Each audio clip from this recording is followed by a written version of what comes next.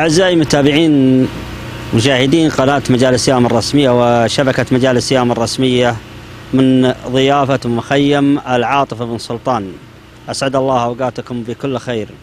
في هذه اللحظات نستضيف اسم تردد على مسامعنا كثيرا، ارتبط اسمه بالشعر لكنه الشعر الذي يعبر عنه، مع شاعر من شعراء وأبناء يام له حضوره ومكانته الاجتماعية. حياكم الله في لقاء مميز مع الشاعر سالم بن زميع آل مطلق في برنامج مشاهير المجالس. نمسي عليك بالخير وعلى المشاهدين وعلى الحضور، وحياك الله يا أبو علي في برنامج مجال السيام. الله يبقيكم ويحييكم ويرحبوا، لا بالضيفان ولا بالجماعة. نقول مرحبا ومسهلا. أول شيء نقول الله يعز ملكنا وولي عهده ولي عهده وحكومتنا الرشيدة، والله يحمى أرضنا من كل مفسد. الشيء الثاني، فأنا عندي مقدمة نقول مرحبا مرحبا بالجميع. فيه قصيدة جديدة في الوطن، والوطن له حق علينا كبير يستاهل، وبنعطيكم إياها، والزوام لله أنت تطلب شر بسعدك. الشيء اللي عندنا بنعطيك إياه. أسلم. والله يحييك. الله يبقيك. عطنا القصيدة الوطنية ونبغاك تتكلم عن الحد الجنوبي وأهل نجران وأهل عسير وأهل جيزان. واسلم طال عمرك. الحد الجنوبي مهما قلنا يقصر التعبير. الحد الجنوبي حقه علينا كبير، ولكن يكفونا طوال العمار. واللي حول الحد الجنوبي هم تاج روسنا، لا من ربعنا قبائل يام ولا من جميع القبائل اللي على الحد الجنوبي. اما القصيدة فانا اقول يلا يا ربي طلبناك غفران الذنوب، يلا جنبنا الفتن والزلازل والمحن، يوم صارت تشعل ذبالها من كل صوب. والله انا حاضرين وفدلك يا وطن، يا ملكنا تحت الامر ومعك كل القلوب، دون حد المملكة والنفوس لها ثمن.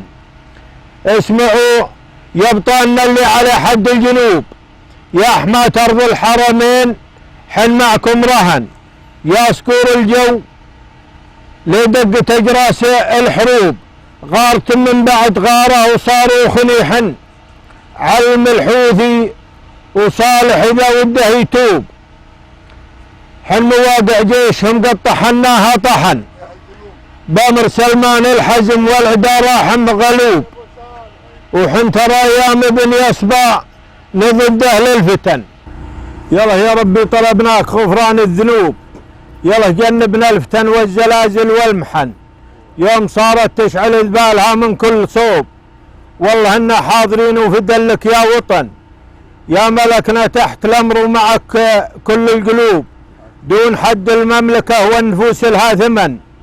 اسمعوا يا ابطالنا اللي على حد الجنوب، يا حماة أرض الحرمين حن معكم رهن، يا سكور الجو لدق تجراس الحروب، غارت من بعد غاره وصاروخ يحن، علم الحوثي وصالح إذا يبغى يتوب، حن مواقع جيشهم قد طحناها طحن، بأمر سلمان العزم والعدا راحم غلوب، وحن ترى ايام ابن يصبان ضده للفتن، لا بتيا من هل العلم والفعل محسوب، انشد التاريخ والحد حنا له وثن.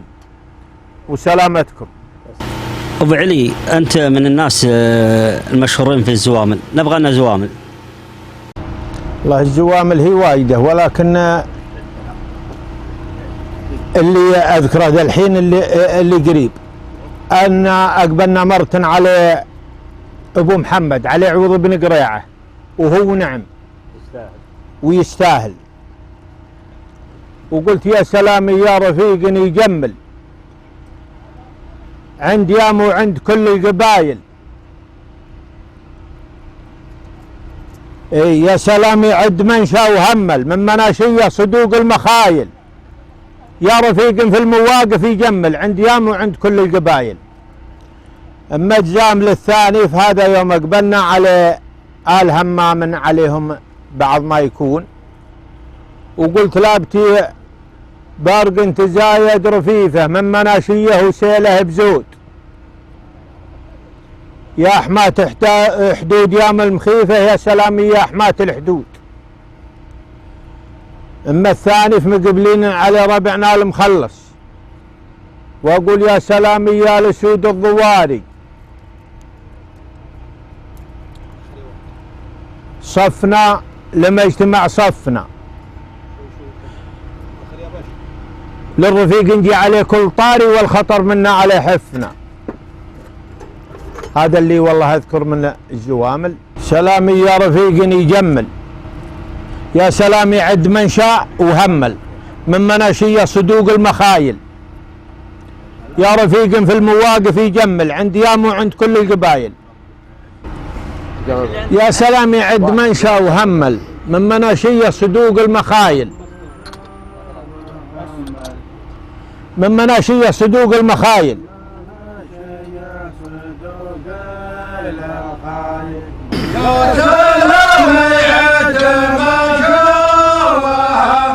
أنت تقولوا يا رفيق في المواقف يجمل.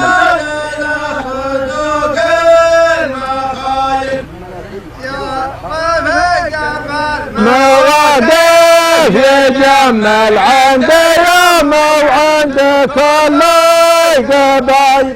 أنا ولا داري بس.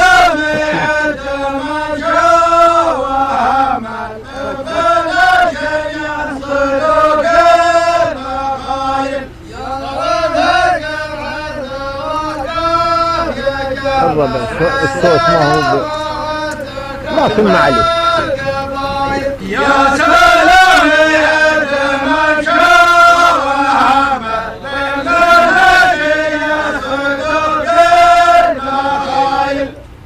يعطيك بالعافية. الله يبيض وجهكم. نبغى نختم البرنامج بقصيدة طال عمرك. القصيدة طال عمرك ما يغلى عليك غالي، هذه الأخيرة. الله يطول. أقول من يخاوي واحد ما بعد طري بخير، مثل من يطبخ حيودي يبي منها مرق. ذي نصيحة لا تحزب من شبره قصير، يرتبش واللي تعرض لأمواج غرق. الحياة دروسها للصغير وللكبير، من عرف درس الحياة المريرة له فرق. من دنيا يشيب بها راس الغرير، علمها تاريخ صورة وتاليها انسرق. يا خيال شفت نوه برق وبرقه من عصير، اجتمع نوه وبعد الرعد ناضوا برق. والله اعلم ويش تالي ليالينا يصير، يلحسن الخاتمه لبد النور وشرق. هذه بسلامتك. صحة وسلامة. في الختام نشكر لك ونشكر قبيلة العاطف على حسن الاستضافة، العاطف بن سلطان على حسن الاستضافة لبرنامج مشاهير المجالس. مرحبا وانتم مشكورين على زيارتكم، والله يحييكم جميع.